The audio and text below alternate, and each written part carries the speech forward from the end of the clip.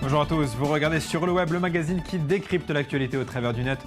En programme, aujourd'hui, l'application israélienne Viber vendue pour 900 millions de dollars, une campagne contre les préjugés sur l'Afrique et Ellen Page qui déchaîne la toile. C'est parti.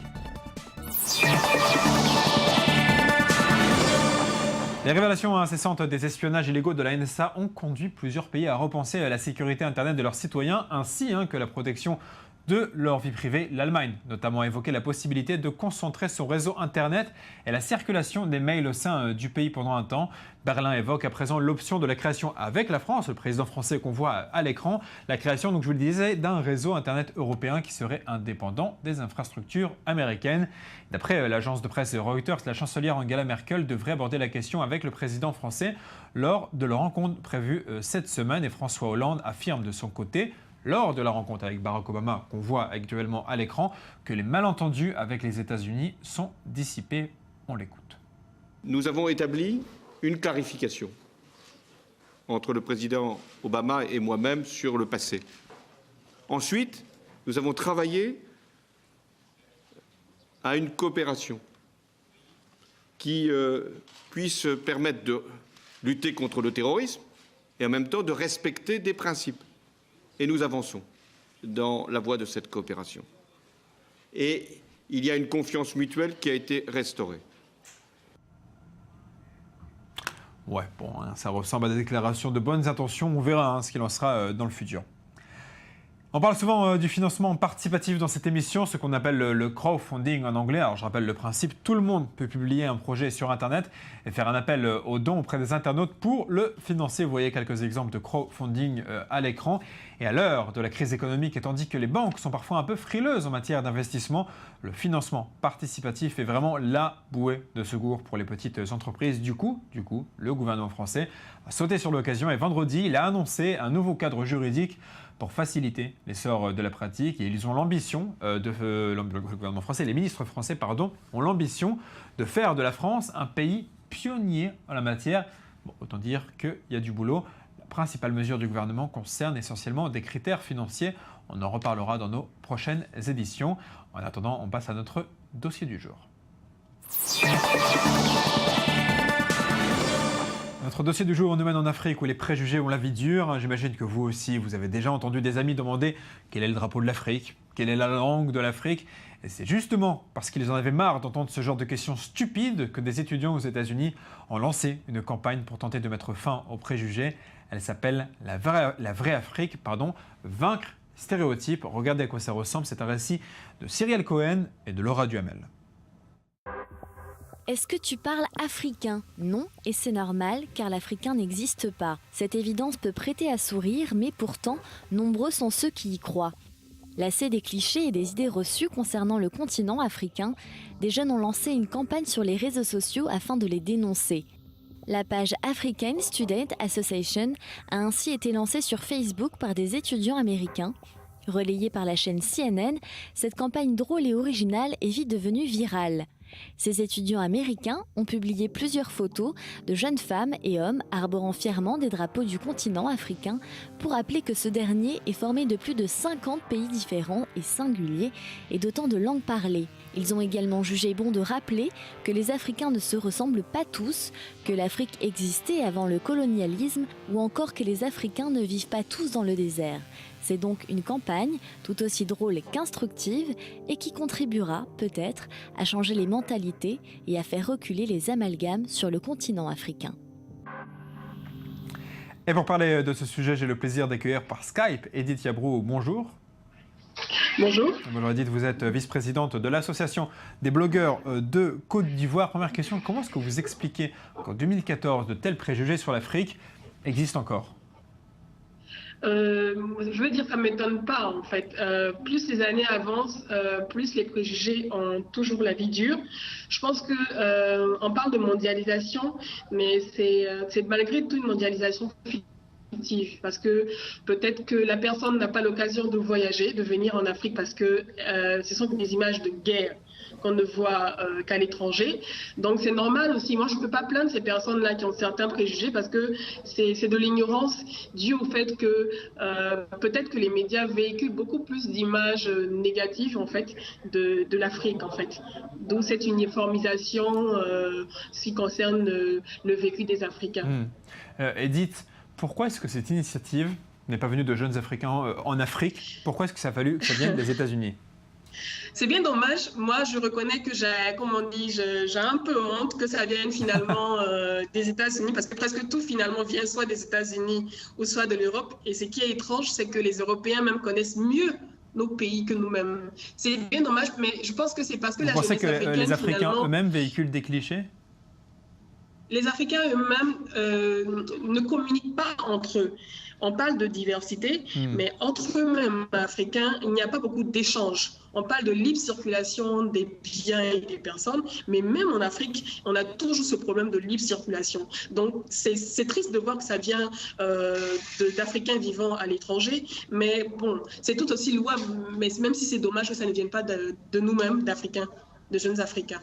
Et vous pensez que Internet peut être la solution pour lutter contre les préjugés? C'est l'arme ultime? Comme disait Albert Einstein, il est plus facile de briser un atome qu'un préjugé. Internet, oui, Internet, c'est vrai, est une solution de développement pour l'Africain parce que finalement, ça lui permet d'avoir une ouverture sur le monde, de pouvoir aller à l'école même sans se déplacer. Pour nous, c'est l'occasion de pouvoir montrer au monde entier ce qu'on sait faire comme activité, ce qu'on sait faire, pas uniquement la guerre, mais pouvoir construire des choses, pouvoir créer des entreprises. Maintenant, il faut aller un peu plus au-delà. Il faut être présente à toutes les conférences internationales, pouvoir militer, pouvoir parler de ce qu'on fait comme initiative et pouvoir montrer qu'en Afrique, on ne vit pas dans les arbres, on ne roule pas dans des voitures cabossées, mais on est dans des ascenseurs, on a des voitures de dernière génération, on a des téléphones, des smartphones de dernière génération et on va à l'école, on a des entreprises. C'est à nous de nous battre en fait et d'aller au-delà. Et c'est pour ça que je suis toujours heureuse de voir que parmi les membres de mon association et même des jeunes entrepreneurs que je côtoie au quotidien qui sont dans le domaine du digital, nombreux ont l'occasion d'aller à des conférences internationales et de participer à des concours, à des challenges pour montrer comment on réussit, nous, en tant qu'Africains, jeunes Africains, à briser en fait ces préjugés. Je pense que de plus en plus on tend vers ça, mais il est bien vrai qu'un Américain qui vit dans l'Ohio, qui n'est jamais sorti même de son État, qui n'est même jamais sorti de son pays, va toujours considérer qu'il a affaire à un seul pays. Un seul unique pays. Merci beaucoup, Edith, d'avoir été avec nous. Je rappelle que vous êtes vice-présidente de l'Association des blogueurs de Côte d'Ivoire et merci infiniment d'avoir répondu à nos questions et pour vos éclairages. Si vous nous suivez tous les jours, et j'espère que vous nous suivez tous les jours, vous vous souvenez sûrement de notre dossier sur Viber, l'application israélienne qui permet de passer des appels gratuits entre smartphones à travers le monde. Nous vous le disions, l'application était sur le point d'être rachetée pour 400 millions de dollars et c'est chose faite pour 900 millions de dollars, plus du double du chiffre évoqué donc. Le racheteur, il est japonais, c'est une firme qui s'appelle Rakuten. Évidemment, les médias israéliens sont en fête pendant tout le week-end. Ils ont salué la nouvelle prouesse du high-tech du pays. Et pourtant, s'il est vrai que les fondateurs et les investisseurs de Viber sont israéliens, que son centre de développement est basé en Israël, l'entreprise a toujours tout fait pour cacher son lien avec le pays. Talmon Marco, qui est le PDG de l'entreprise, a par exemple refusé toutes les demandes d'interview des médias israéliens, à l'exception d'une seule fois. C'était sur Arutz Time il y a un an, une seule fois. Et lorsqu'il a été interrogé par les médias étrangers, il a pris le soin toujours de cacher ses racines israéliennes, ce qui pose évidemment un certain nombre de questions. Alors d'après certains, la principale inquiétude du PDG de Viber est de voir son produit boycotté, notamment par le monde arabe où Viber est très populaire. Dans le monde arabe, des rumeurs circulent même que Viber est un outil utilisé par le Mossad, d'où l'inquiétude de l'entreprise et la volonté de cacher ses origines israéliennes. Alors avant de vous expliquer notre prochain sujet, je vous propose de regarder cette vidéo. Ce sont des images de la ville de Nancy et je suis certain que vous ne l'avez jamais vue sous cet angle.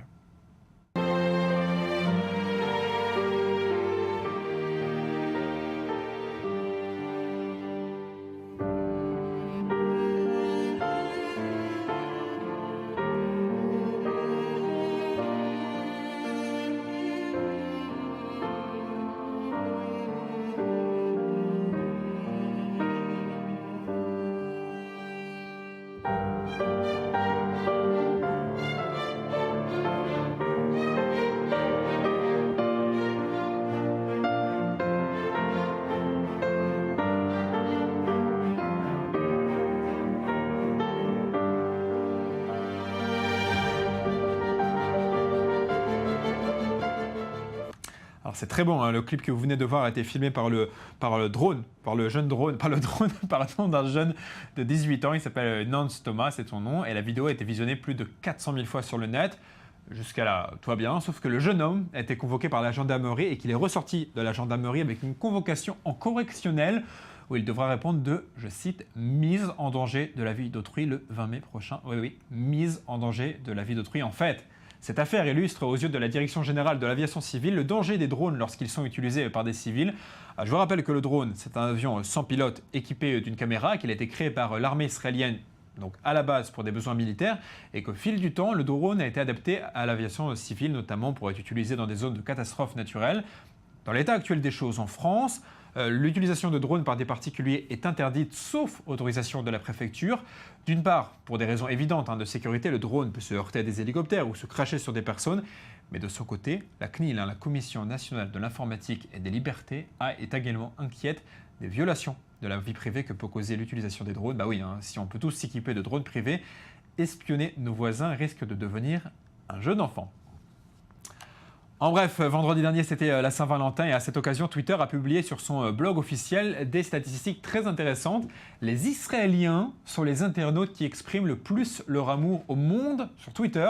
Les statistiques se basent sur l'ensemble de l'année 2013. En tout, ce sont plus de 481 millions de tweets I love you qui ont été postés en 116 langues en 2013 et Israël se classe donc à la première place. Toujours ce week-end sur Internet, c'est bien entendu la jeune Ellen Page qui a marqué le web en révélant publiquement son homosexualité. Pour ceux qui ont loupé la scène, ça s'est passé lors d'un meeting d'une campagne pour les droits de l'homme. Regardez. I am here today because I am gay. And because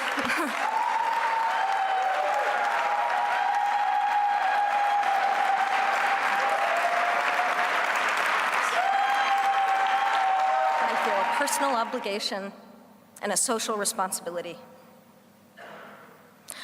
I also do it selfishly because I'm tired of hiding and I'm tired of lying by omission.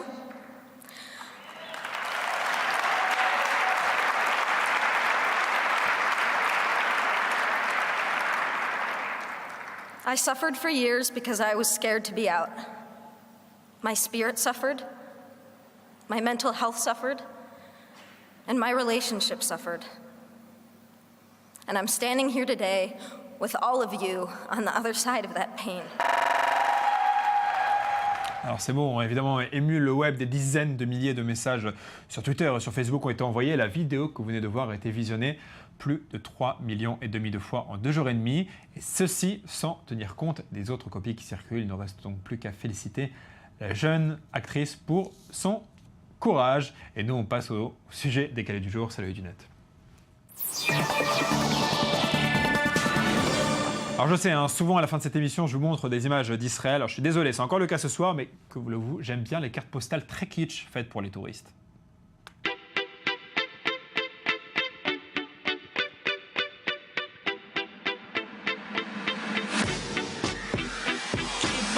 Till the first days are done, keeping it on till the day stays strong, rolling till the nighttime blazes on.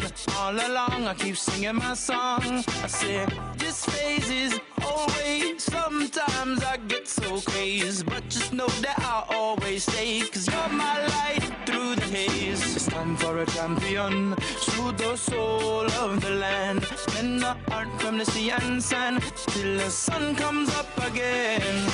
Time for a champion, soothe the soul of the land, bend the heart from the sea and sand till the sun comes up again. Reach for the sky, keep your eye on the prize, forever in my mind. Il y a quelques jours, nous vous parlions du jeu très débile de la Neck Nomination qui consiste à défier ses amis à boire des énormes verres d'alcool cul sec. Un Français a envie de répondre à cette tendance complètement stupide d'une manière bien plus intelligente. Voici donc le Smart Nomination. Bonsoir à tous. Donc j'ai été nominé pour ce jeu de merde. Donc pour ma part, j'ai décidé de faire une vidéo un petit peu plus intelligente pour relever le défi. Donc preuve à l'appui. Donc un petit ticket de caisse, un burger et 2 bouteilles d'évian. Donc autant que ça serve à quelqu'un cette vidéo. Donc c'est parti.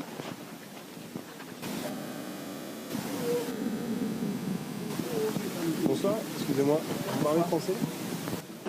Voilà, donc je veux juste vous offrir un repas pour ce soir. Donc il y a 10 hamburgers et 2 bouteilles d'eau. Merci. Voilà, merci à vous. Merci. Bonne soirée. Voilà, donc autant faire des vidéos intelligentes. Pour ça, donc je nomine le meilleur Thomas D, donc je compte sur toi. Ensuite Martin, Bougnou et le boulard, Léo. Vous avez 24 heures les gars. Voilà, ça c'est intelligent. C'est la fin de cette émission. Merci à vous de l'avoir suivi. On se retrouve demain à même heure, même endroit. Vous allez me manquer. On se quitte avec un air jamaïcain olympique. Bye.